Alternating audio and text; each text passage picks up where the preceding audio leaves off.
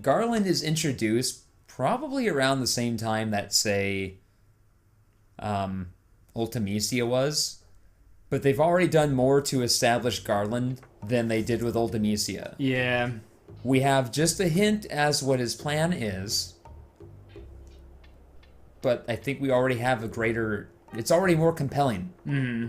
It's like he says something about souls being circulated and returning, but not returning back. And it's like, well, what's that all about? As opposed to someone just saying time compression. Out of... Literally on a black screen. I mean... And we get a sense of his power because he just nuked Alexandria. And it's like... That shit was so confusing in 8 in the first place, but then when they're like, yeah, here's Ultimecia, you're like, who? What? Wasn't she already here? Like, what's going on? Like, no, that's a Dia. I don't know. And they literally say time compression against the black screen while nothing is going on. Whereas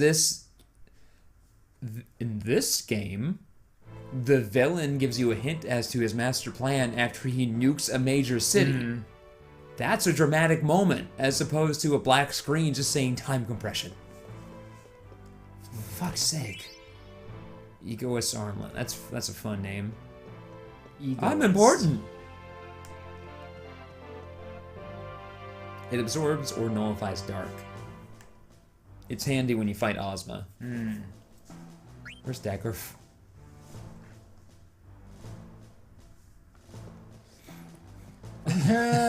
Just bolts out of there.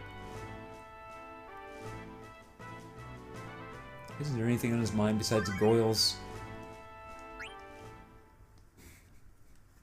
Alright, what washed up? Something. Oh gosh, I know what washed up. Think it's dead.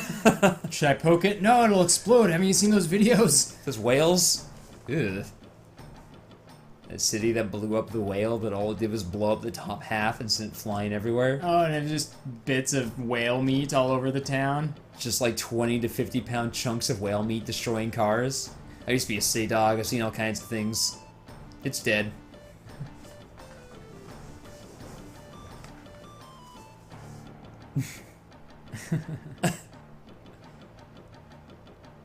So Quinna smells like shit, right? There's no way Quinna doesn't smell like absolute garbage. Like literal refuse. Well, you would think if you eat anything... Eats anything, so she's got the... Eats anything, so they've got the carrion stink going on with the breath. Going this way? Like, there's a telescope upstairs. Yeah, but you're... Oh, head to the throne room, so go... Yeah, keep going the way you're going. Because I think you get... I think you get forcibly sidetracked. And then head toward the camera. Yeah, you let me through this time, fucker. Yeah. Well, you're important now. You were nobody back then. Now I want to date you. Upper level, yeah. I think this might be another point in the game where you can just fuck around as Zidane on the overworld for a little bit and find some stuff. But it's nothing we need.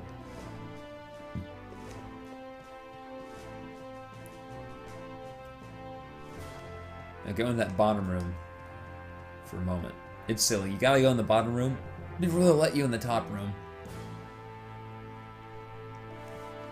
You gotta start off as a bottom before you know. I don't think that's how that works. I think that's Did you see that episode of Always Sunny? Or no. Where there's like a gay dude at the dinner table with them. I think it's like a lawyer or something, and some of the characters are sitting there discussing just gay male culture and explaining it to this gay man. Okay, now you can go upstairs. First you gotta talk to a guard. Ah, fuck. I don't know why. Guards. Go right ahead.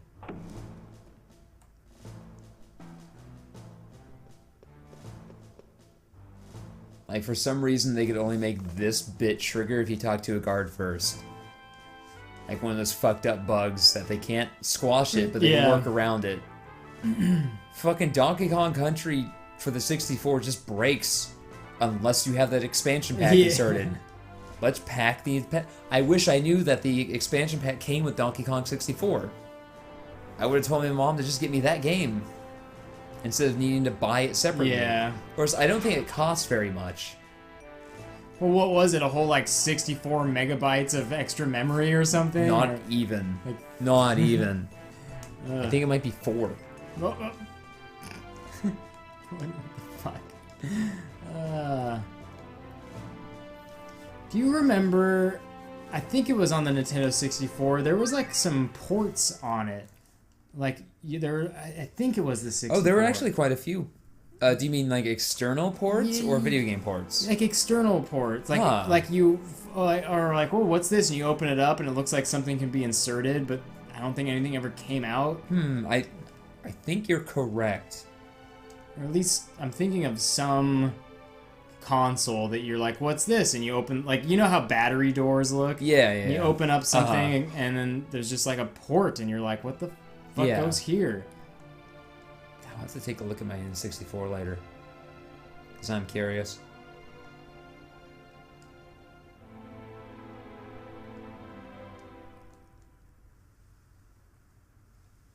Oh, Garnet is so sad that Alexandria got blown up that she lost her voice.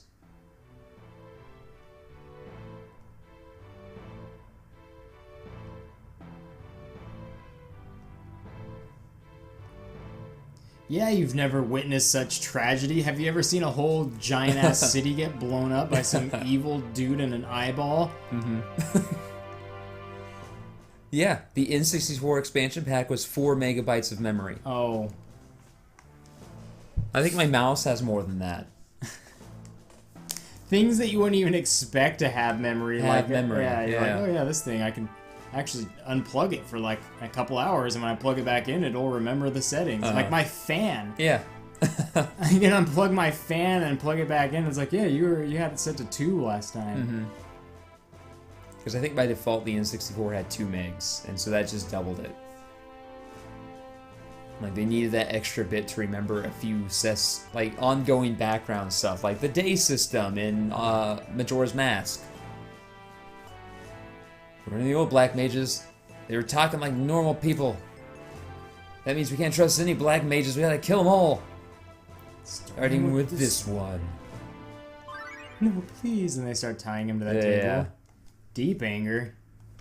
No, it's okay, Vivi. I'll just drive this dagger into you and cut you open, and then you'll just resurrect yourself.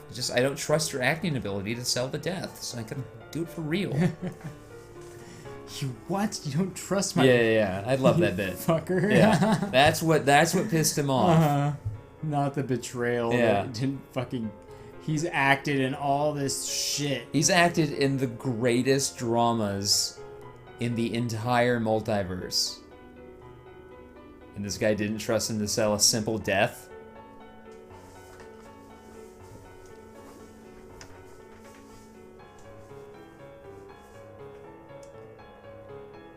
These assholes. Some characters you look at and it's like, you were just born to be cronies, weren't you? You were just fucking born to hang on someone's coattails.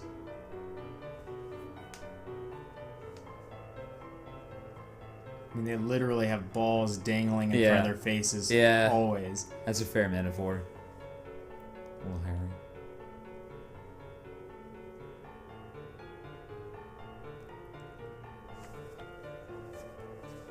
Like the black mage in the back is just working. Yeah.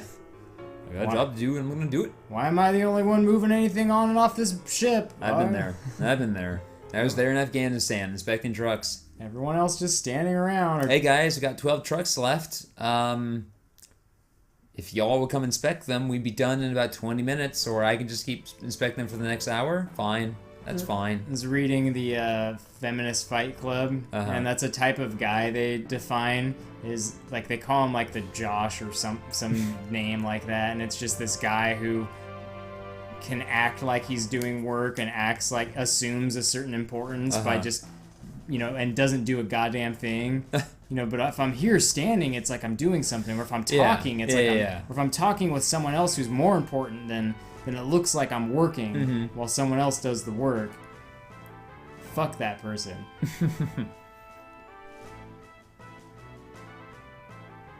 So Sid managed to build a second airship, but it was all rickety and shitty because he's an Oglop. So he's like, if we're gonna, Kuja has. He's concerned because Kuja has the first airship he built, which is the one his wife took off with. So he's like, well, fuck. Not only does he have the airship, he probably knows where Hilda is. So she could turn me back, and also I kind of want to say I'm sorry for, you know, the dick stuff. And then, but by now, Hilda's with Kuja. Yeah. She's like, I got a new man furry guy. I don't know what it is. I don't know. He's got a tail. And not just a story. Yeah. Oh, okay. So they had revealed that, now they've revealed that Dagger's lost her voice. Well, what? Did you give her echo herbs? Yeah, we can cure silence, idiot. You know this, right?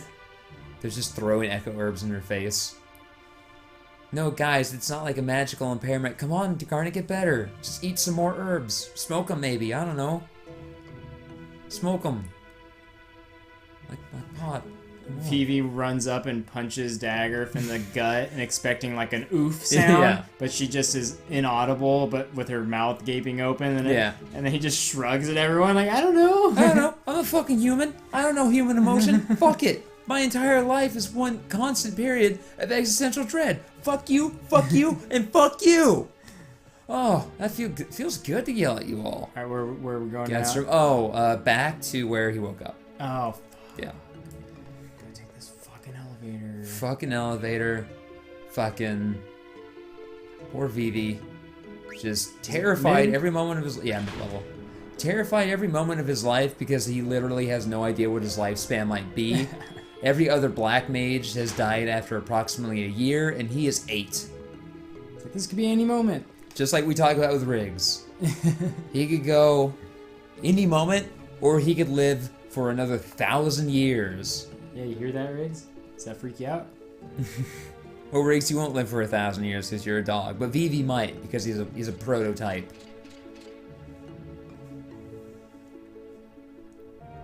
Vivi really is this game's Data from Star Trek: The Next Generation. Where he's like, like Data's big thing is he was made and he was active. His creator never activated him, so you never got to talk with him. It's just an away team from the Federation went down to this planet because like there used to be a planet here. Now it's all fucked up and there's nothing living on the surface anymore. What happened? And all they find is Data. Like, this is fucked up, and they activate him. And so his whole life is just trying to figure himself out and find his place in the world. That's cool. Yeah. He's basically Vivi, but he can't throw fireballs. And he gets laid. At least once. In fact, there's one bit where he's trying to... He's trying to elicit emotion in himself, because I think he meets his evil twin brother, who has emotions, and he's talking to all the things he's done to try and get emotional, and he says, I've tried looking at pornography to get sexually aroused, but that didn't work either. Which makes me wonder how he got an erection back in season 1. It's probably just like I have the feeling he has a switch. Yeah, just boop. Like, he can put himself to sleep if he wants just by turning off his system for a set amount of time. I'm sure he has a boner sub-program. Run boner diagnostics. Yeah. All right, everything's going good. And Steiner's back to his old super sad self. Yep, it's real bad.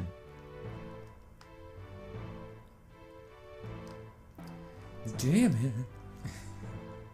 Like, she lost her voice, and everyone's like, what?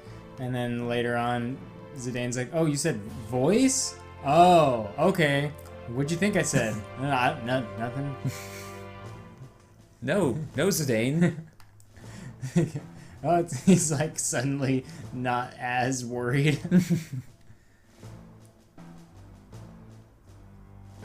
I'll take the controller here in a moment because we have to hunt down these potions, and I remember where they're at. They're all fairly common in old times, but now that we're in this super advanced future, everyone's just shitting on potions. Even though you can buy potions by the 100 at any given general goods store. What makes the unusual one unusual, and what does it do, and why was it made?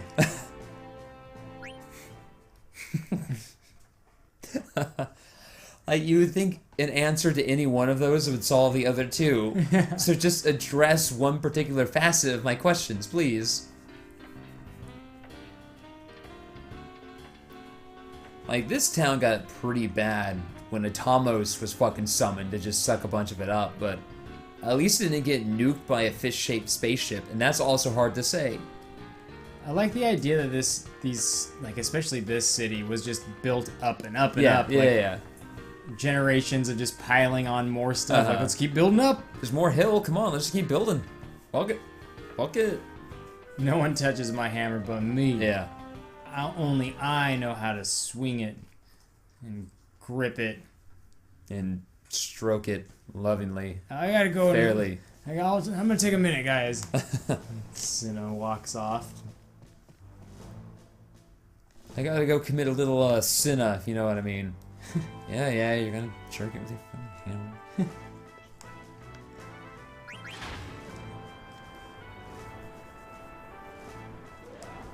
This little bug flying around. I know, I've been trying to get it.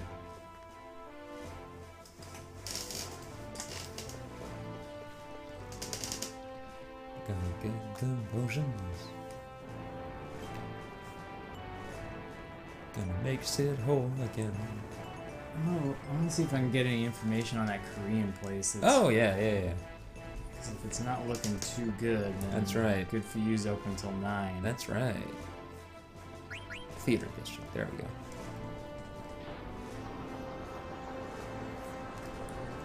Yeah, this part is odd. I don't know why they included it.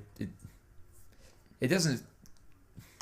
I feel like they could have done something more engaging to give us this quiet moment than have us run around and find a few potions to try and make Sid better. Yeah.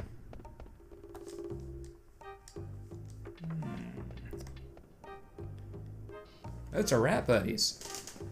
Rat buddies. They somehow survived Odin just fucking that tree all up. They even call us buddy. Aw. Let's see. What do they got? It's called Kawan. Apparently they heal remarkably fast. Because the guy broke his leg, but he's all better now. The design of these cities just make me want to play some extended version of the game where you can just walk around these cities. Yeah. I think any good Final Fantasy city could in itself contain an entire game. Like I said that about Midgar in 7. I think there's a version of 7 that you could make which is just entirely within that damn city. Exploring the slums more, exploring the top of the plate. I'm sure there are different districts. And Shinra Tower, if you structured the game properly, would be your, your end game. Or it would seem like your end game, but then it's like, oh, there's the upside down Midgar. Oh no. At first we built the whole tower and plate under the ground. It cost a shitload of money. I don't know why we did it. Oh, their website's under construction. I can't get any, like... Damn. But they look like... It's like that. It's the same sort of deal, I feel like. Okay, yeah. Where they grill it all, and you get many bowls of little bits of sides. Yeah, never mind. I don't want that. I don't want that. It's just such a pain in the ass to eat sometimes. Yeah, I know. Like, give me food to eat now. Cook it, then bring it to me. And I don't want to cook it myself. That's why I came here.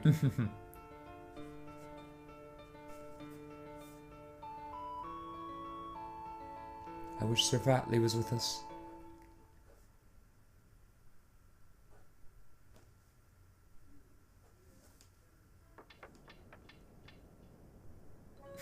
Yeah, it's sad.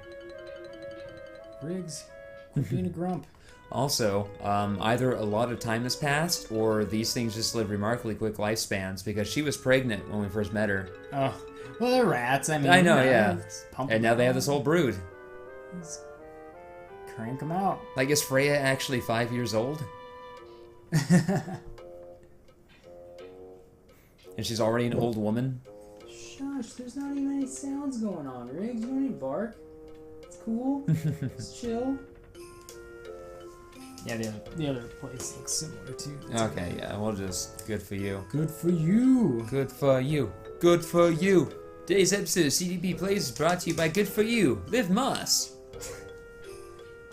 We go to Good For You. Hey, you guys should change your slogan. We don't have one. Yeah, you guys should change your slogan to Live Moss. But we're a Vietnamese restaurant. When we're not Taco Bell. We're not specifically Taco Bell.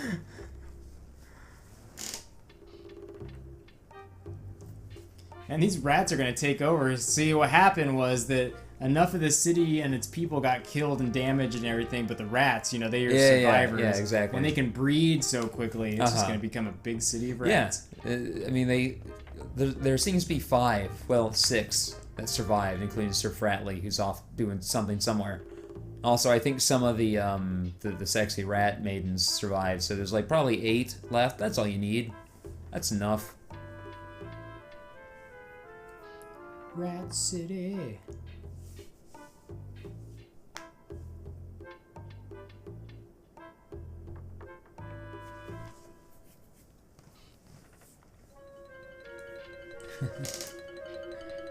Yeah, I got one of those fucking things. Can I borrow it? Yeah, but you gotta bring it back. What are you gonna do, like show it to someone? Yeah. Yeah, gonna show it. Oh man, the tummy's making all the hungry noises.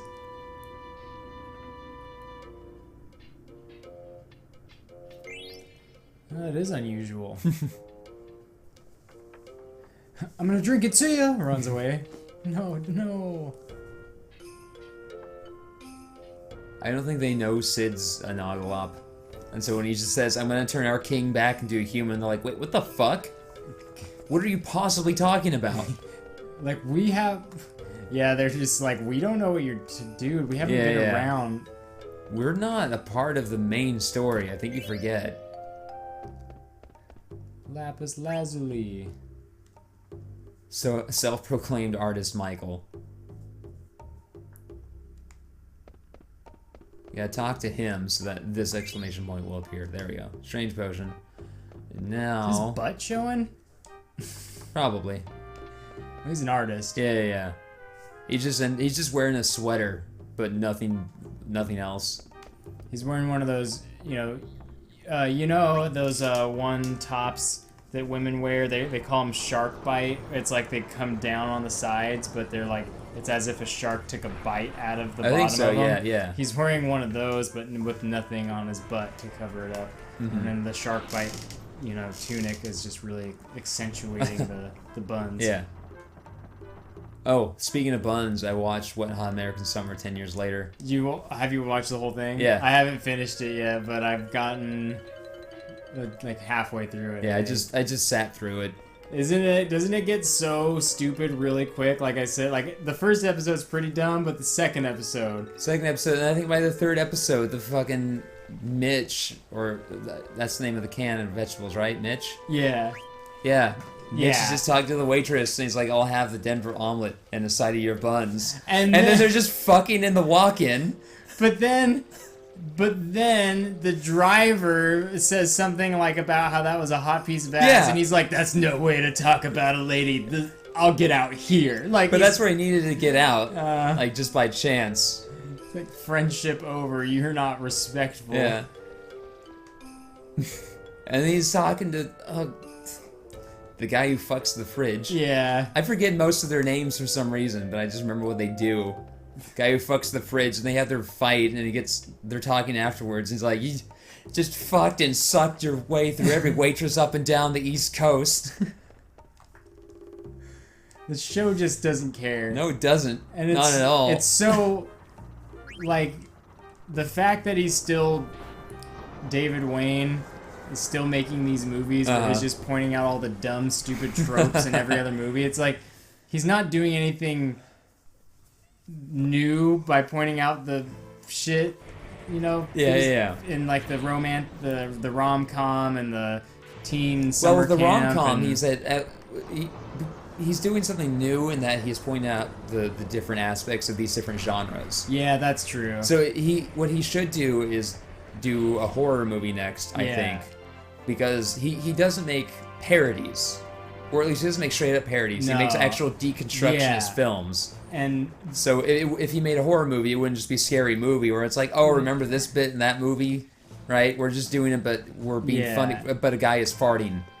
You know, he would actually, like that bit in They Came Together where they meet in the bookstore and like, do you like books? Like, yeah, I like nonfiction books. Like, I like nonfiction books where the purpose of that scene is, in every romantic comedy, there's a bit where the two characters bond over a shared interest. Yeah. The actual specifics of it don't matter. When if you're writing the script, you would just write, I like thing. Yeah. I like thing. Let's move on. And that's all he's doing. And that's literally all he's doing, basically. I like thing, you like thing. Let's move on. I feel like he's so angry about it this time, though, because it's so, like, I'm not even gonna try. Yeah. Like, I'm not gonna mask it in anything. It is literally like, how much do you want to buy the camp for? And they slide a piece of paper with a number over on it. It's a piece of paper that just says 10 million right in the middle. Like, it's not a check. No. But that's all a check is. It's just a piece of paper. Like, that's all. It's just like, he just doesn't give a fuck.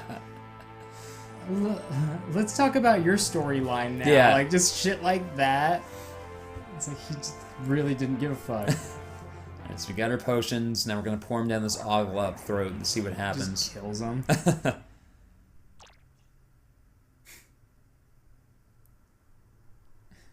Ribbit.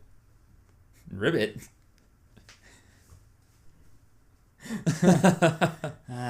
Fuck. That's what he's thinking. Yeah, exactly. There's a little bit of just body language. Good gracious! That, like, looking up. Like, yeah.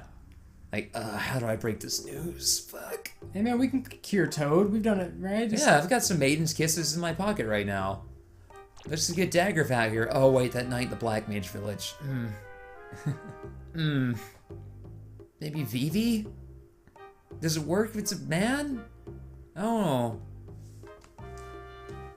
Well, fuck, let's gather everyone in the conference room, explain this fucking mess to them. And finally, a Final Fantasy character is saying, man, this sucks. What are we doing? I feel like we're just wasting a lot of time. Dagger's all sad.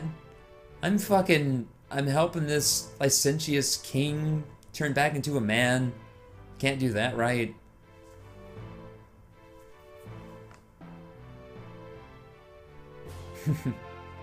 Wanted to become a man again, but this is all I got.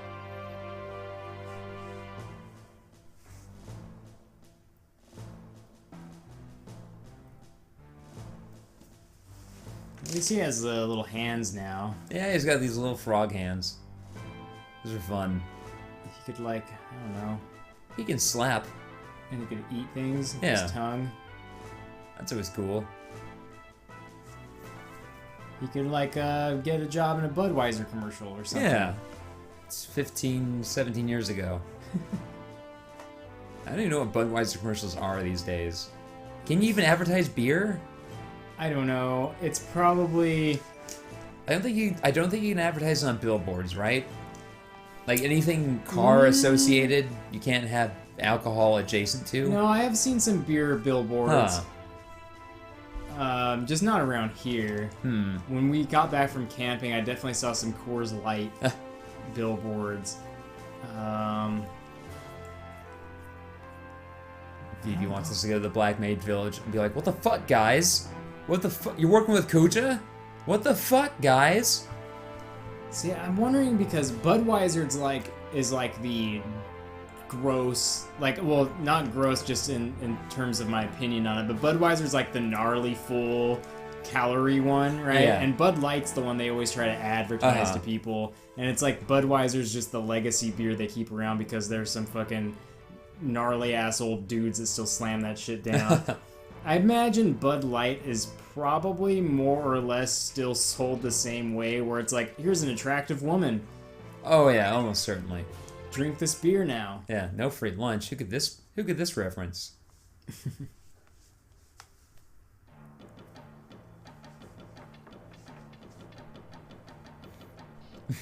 What are you doing in this game, Quinna?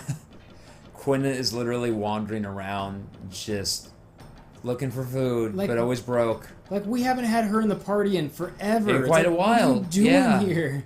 Quina's been out of the party since we left Conde Petit and met Aiko. Yeah, it's crazy. Quina could have been in the party when we left Trino.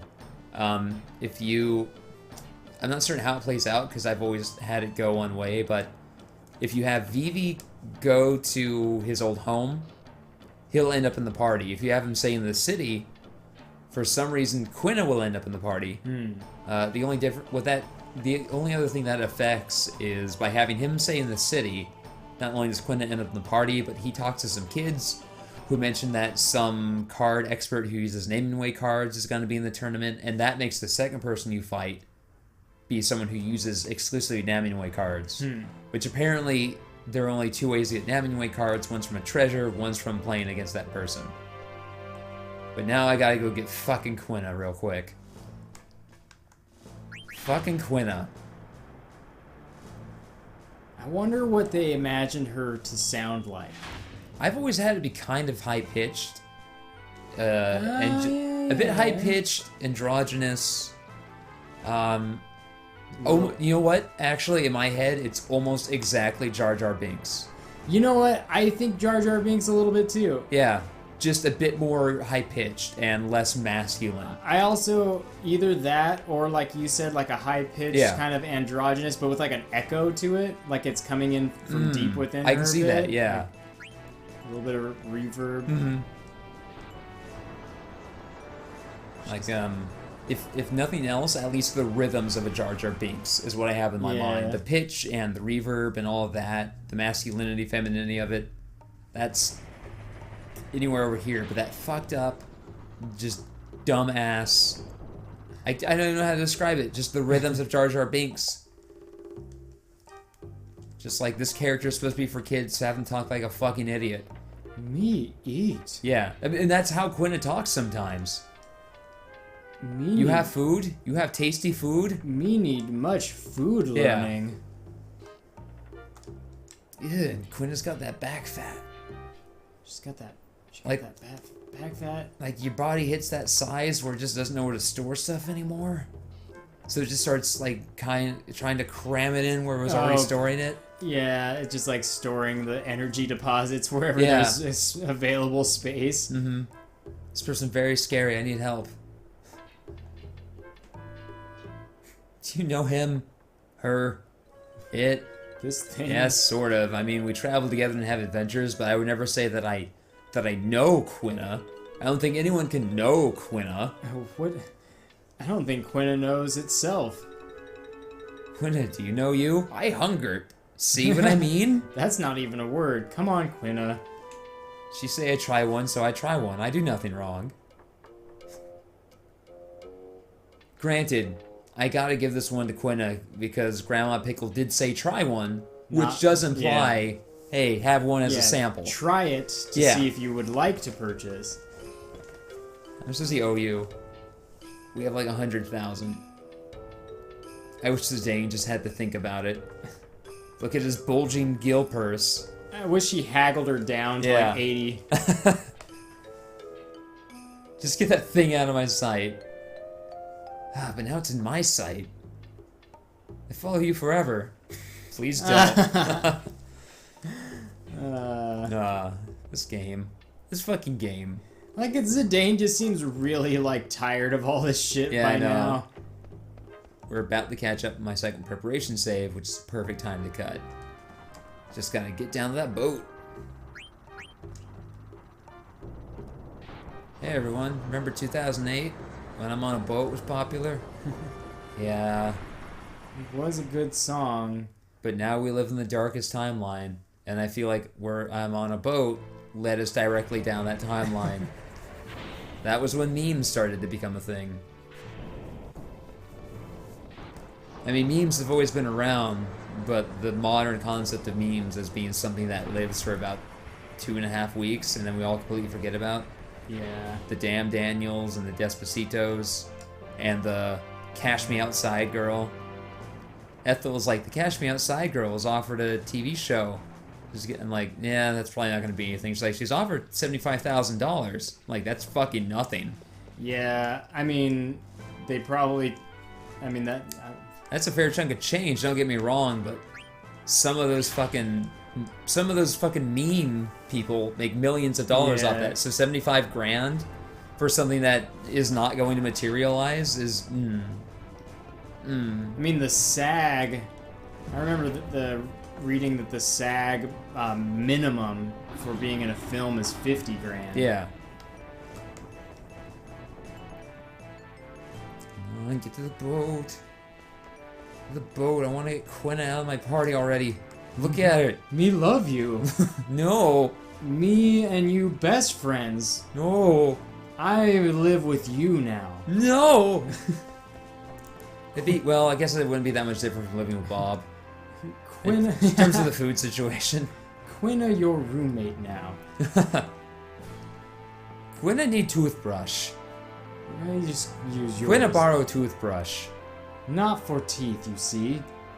Quina like carry and smell of breath. Quina clean other parts with toothbrush.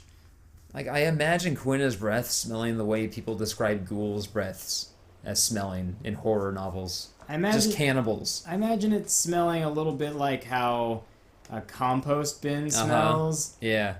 Where you're like, oh god, it just smells like shit. Oh, that's right, it's just decomposing food. Yeah. It's shit.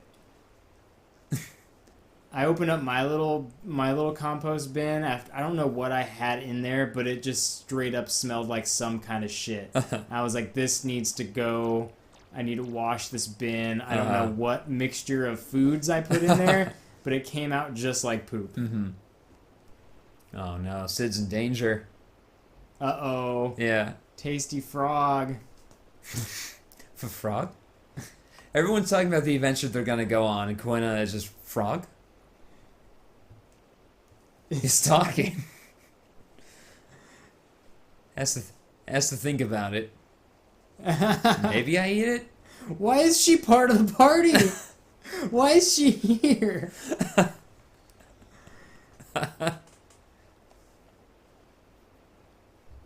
But I'd take her over Amaranth. Yeah. Any day of the week.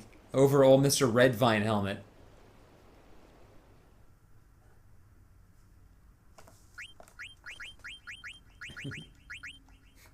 No one has ever made this tea. Dream team.